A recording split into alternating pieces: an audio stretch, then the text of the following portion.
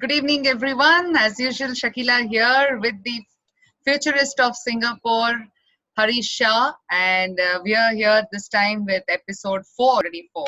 We are talking about marketing in the lockdown scenario uh, and a little bit of broader perspective and how you must look at marketing at these trying times. So the flow that we are thinking of is to give a basic introduction of marketing and move on to understanding where your product should be placed into the market. What are the tools and technologies that are quickly adaptable in this given situation? And what is a way forward to project your business in the given market scenario? These are few topics that we're going to cover under the section marketing. And ladies and gentlemen, I also want to say that these shows, the episodes that we are doing here, is besides motivating you to go ahead and still stick to your business, is also to say that Harish and me are trying to come up with various topics that can be drilled much deeper into these segment, these business verticals that need a finer understanding when it comes to specific businesses, whether it is a product or it is a service or it is a niche. So I want to say that if you feel that you have at least one takeaway on this show, and you would like to know more, very specific to your business, very specific to the industry vertical, then I would suggest please leave a comment or a note in this down under this video in the comment section, and we will tell you when we can make ourselves available and how is it possible that we give you a one-to-one session or your team a session or a group meeting and many such possibilities. So yeah, I'll cut this short. So here, Harish, all yours. Talking to you again. Now, marketing for startup founders can mean very different things depending on number one, what your product is, right? The type of good or type of service. Number two, which industry you're in, right? Three, where you're at right now, right? So marketing could mean different things. It could be in different stages or life cycles of your startup business. So that also means it makes a difference on what marketing is to you in terms of the type of activity you engage in. Now, what is marketing to any business? It is everything from start to finish. The start of any business process to the end of any process, marketing is intertwined because you always put a product or a service, a good or a service out into the market, starting with market research, finding out to begin with, is there a demand for what you are intending to sell? Two, where is that demand? Three, how are you going to meet that demand in the sense that even if you put out the product, right, the good or service that there is a demand for, how are you going to price it in such a way that people will actually buy it because they can afford it? How are you going to actually place the product so that people can actually access your product, reach your product, right? Now, what we need to consider now, why we are having this conversation today, is we are in a pandemic situation where much of the world is still in a lockdown. Much of the world is still seeing people working from home. That, and much of the world has already seen some industries completely shut. So depending on what your nature of business is, what the nature of your startup is, the impact or the implication for marketing upon you is very, very different, right? Now, first and foremost, there are lots of companies around the world right now that are announcing pay cuts or have already announced pay cuts. Some very significant pay cuts, which means consumer spending, disposable income. These two things are in big question right now. So as a startup, even if you're not doing any work physically right now, if you're not producing anything right now, you're not going out of home to do business right now, you need to start working on your costing and you need to start working on your pricing because things are changing, because the amount of money people can afford to spend on what they used to spend on before is going to change now, given wide, broad, large scale pay cuts all over the world. And these are going to have rolling domino effects. And this is going to be a vicious cycle that goes on for a while. right? Impacting disposable income over and over all over the world, right? In multiple ways, for multiple sectors, multiple groups of buyers or consumers. So you need to be very wary of your internal costing and your pricing, therefore. Pricing is a primary P of marketing. Don't ever forget that. Right strategy, starting with your internal costing, your production cost, your advertising cost, your manpower cost, logistical cost. Let's revisit the drawing board as you talked about in the last episode, and let's look at all these things and work out what is the price that's going to work for whatever it is that you're selling, service or good. What is going to work by the time this pandemic is over and after this pandemic is over? Because things are changing. Forget pay cuts, forget wage freezes. What is also happening right now around the world is massive layoffs, right? Because across airline industries, events, hospitality, right? There are many other industries out there as a result of domino effects from these lockdowns, disruption, social distancing that are having to let workers go. Retail in many parts of the world is letting people go. That means unemployment. When people are unemployment, what's the spending power? What is their disposable income like? What is their consumer behavior when considering how much to spend on what to spend, right? So you need to do your homework on all these things. That is marketing 101. Let's start with that, right? So apart from pricing, as Shakila talked about, also placing, your new you consider new customer bases or new client bases now, because the industries that you were initially targeting when you went into this startup mode, this founder's mindset, things may have shifted there. There may be changes there. Those industries, entire industries or entire sectors, or at least in certain geographies, right? Certain types of businesses that you intended to sell to may no longer either require you, or they may no longer be able to afford you, or there may be some other change that is ambiguous right now. But you need to be careful, because this disruption, this massive unprecedented disruption we've been having for the last 2 months and is still continuing, is going to cause a shift in your buyer. That's if you get, and so far I've just mentioned B2B, right? If you're talking about industrial client, you're thinking of consumer, things might have changed there as well, because people may have gotten accustomed to new ways of lifestyle, right? In given the lockdown situation and doing without certain things and with social distancing and not dining out and so on and so forth, certain habits might change with people. So you need to factor all these things in as to what you have to offer. Is it still going to be in demand? And if it is still going to be in demand, how much of a demand? Is it still profitable? You need to tweak the product. Before you place the product, before you price the product, at least work on the product itself, right? We talked about this in part last week, right?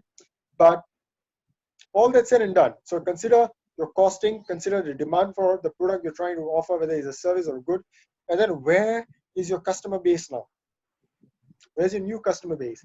There's going to be a lot of global movement. Migrant workers are being repatriated, right? People are hesitant to move about.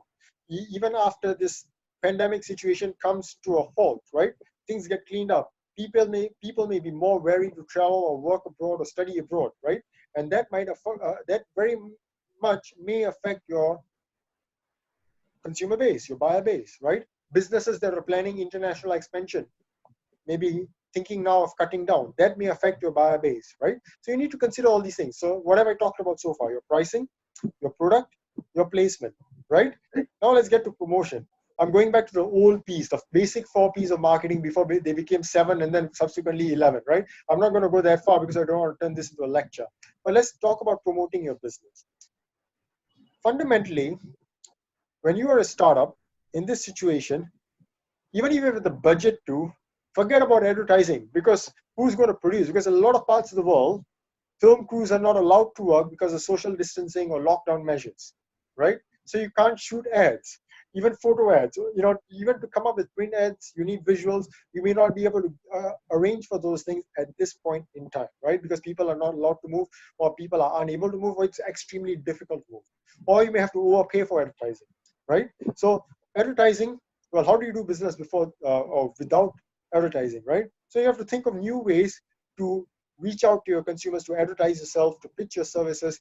Some businesses like Shakila's businesses and my businesses, we are in such businesses where marketing is passive. We don't actually reach out to our buyers. Our buyers come looking for us, right? Like I'm a consultant, I'm a coach. People give me calls when they need me, right? After they find my content online. But that's a trick. That's passive marketing. It doesn't automatically happen. You have to get yourself out there to have people passively recognize the need for you and then get in touch with you. So what guys like me do is create content. So in this situation, whatever your product, whatever good or service you're developing or you're selling or you intend to sell after this is over, that you can't sell right now, you can't deliver right now, but eventually you'll be getting back to it, right? How do you maintain outreach? How do you maintain visibility with customers? You don't want to lose this time, right? Content that you can create with yourself. Take up is a great skill to develop for startup founders to write for marketing, to write for product awareness, to write as an appetizer, right? To create appetizers, bite-sized appetizers for people to take notice of you, to take notice of what you're selling and its edge, its advantage, or whatever it is that you're selling, right? Get it out there. Use the right platforms, right? Use your social media right now. Facebook, use LinkedIn, use Instagram, use Twitter, use Telegram, whatnot that is out there. It is time now to learn the new media outlets or platforms that have developed in the more recent years. Like kids these days tell me that Facebook is for dinosaurs. They don't use that anymore, right? In fact, 5 years ago, kids were telling me you should be on Reddit, right? So figure these things out. Where is the consumer moving online? And create your own content, right? If you are smart with this, creating your own content is free. You don't have to buy or pay for parts of content. You can get stock images for free online. There are websites like pixabay.com. I'm not going to give you a list of such websites. I'm just giving you one example. You can get stock music for free. You can get stock moving visuals for free. Look for these things. Come up with content that you can market your own product with, right? Use your camera. Learn to create your own ads. When I say create your own ads for social media, online presence, through email marketing, do not spam. E-marketing is not spamming.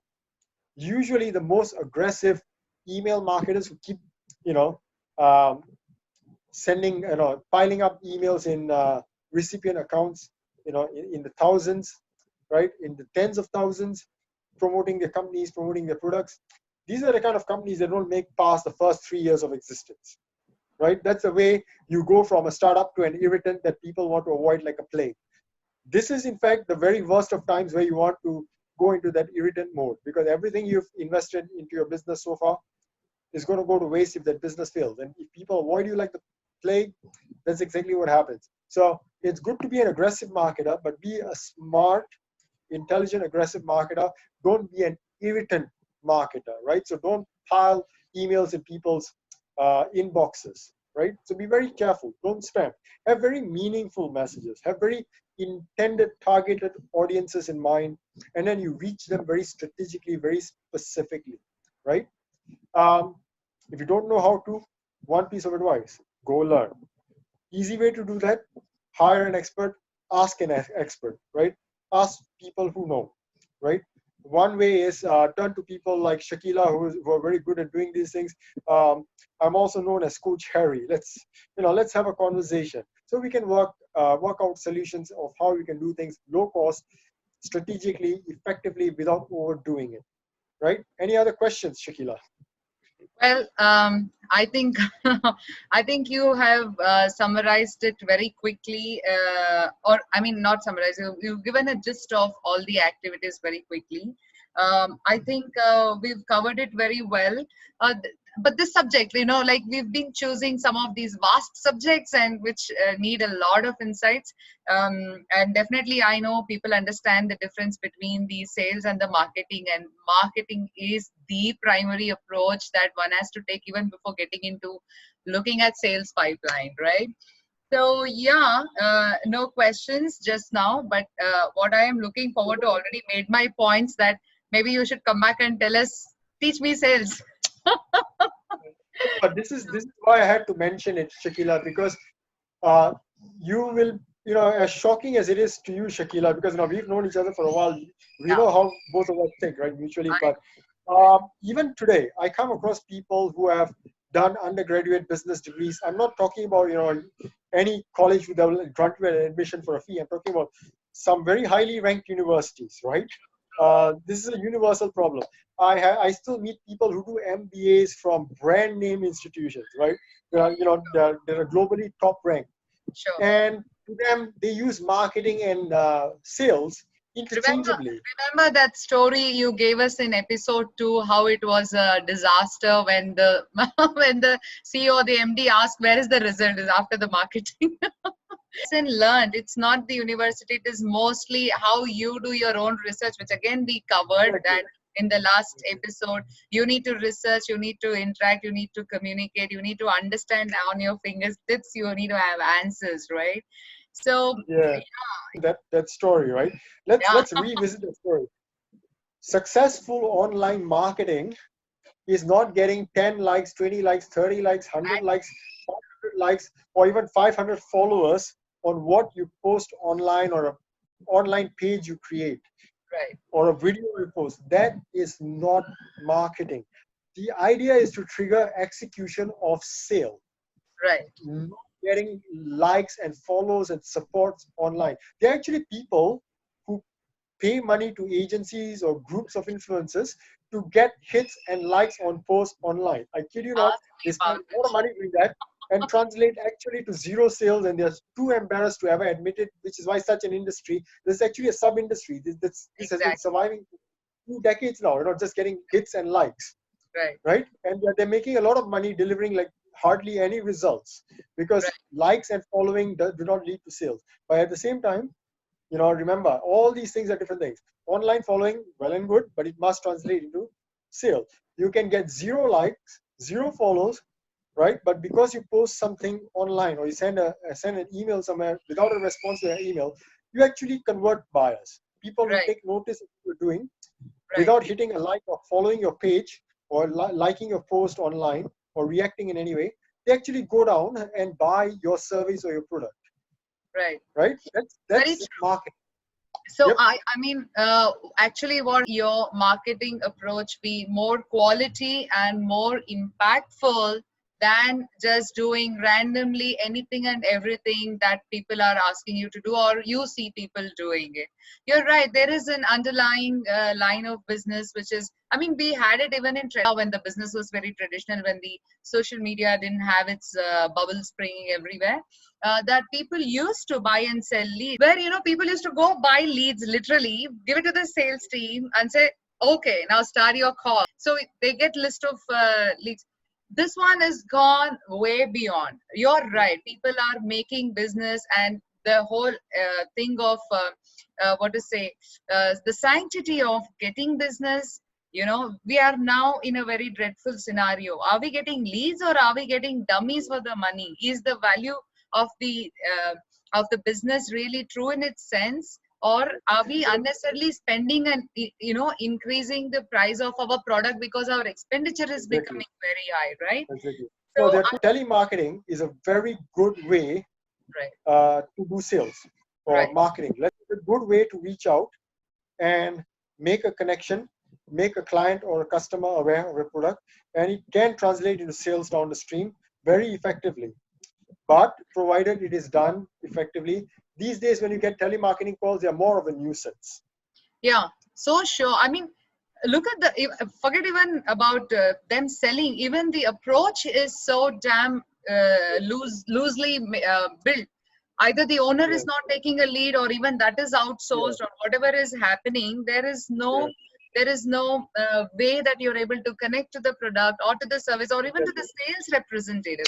Okay, now that is CR. If you want to do marketing right now in this scenario, you can still do telemarketing, especially where you have a captive audience. People have a little more time to take your calls. But remember, make a call with a purpose, introduce yourself, introduce the product, introduce your company, tell them about how that product can give them an advantage. Don't be Right, salesy, right, and don't be a nuisance. right, And do your homework before you pick up the phone. Who are right. you calling? Is this someone who can do with your product? Are you sure? How sure are you? Right? If you are an events business, you don't call someone who's a professional speaker and say, would you like to buy a delegate pass for my online virtual event for $600? I A know. professional speaker usually charges about 6,000 USD and above to turn up to any event. Otherwise, he will not set foot into the building. We've had the four P's, we've all learned it, and then we've added another one, which is the promotion. I think what goes on is this particular time period that we all are going through the pandemic situation, we have got enough time in hand. So you plan your marketing strategy very wise, depending on what your business is, what your customer base is, where your leads are. Should you be there? Should you not be there? Just maybe this, you take this time to cut off from all the work that you were doing, all the agencies that you were dealing, all the vendors you were dealing. Maybe this is time to assess. That's when you arrive at, I was telling you about institutional voids. So you figure out the voids. You maybe relook into how to fill in the voids. Should we need somebody to do it? Should we not do? Because everything eventually is the price of the product going there, even if it is not just now as essential, but can it be still sold? It could be just that as well. So if you can redo all of these things, the product, the pricing, the placement of the product, and I mean, people, of course, we know we are talking about people, and of course the promotion. Now there are various marketing techniques that we can take, but you need to choose whether you want to stick to what people are doing, that's going to social media. Then what do you want to do? Do you want to create visibility? Do you want to create leads? Do you want to create do you want to do a philanthropic marketing, a campaign, like, wow, you know what, I'm still open, I'm okay to do this is my business, but I'm okay to do this part also along with this as a service. Why not? Because it can just turn around to be a good lead for the future, because this is the time you're looking at future.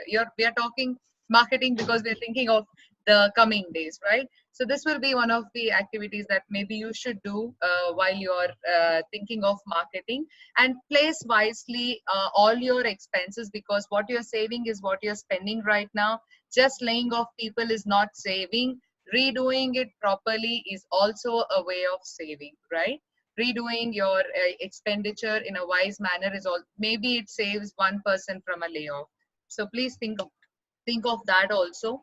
Keep your marketing impactful. Don't run after the what to say, quantity of likes or followers. That's not me and Harish. We are okay sometimes, we have only one or two people responding there and saying, hey, that was nice. No, but Because I think one or two of those people become clients. They become exactly. paying So that's clients, what right? So, we need more impactful marketing. We need more people to connect with us directly and ask. We want to be accessible for them. We want them to talk to us and understand if there's genuinity, if we understand the subject, and then we can go ahead and give the offerings. So these are few things that we have in hand, and please do not think that your content is not professional enough.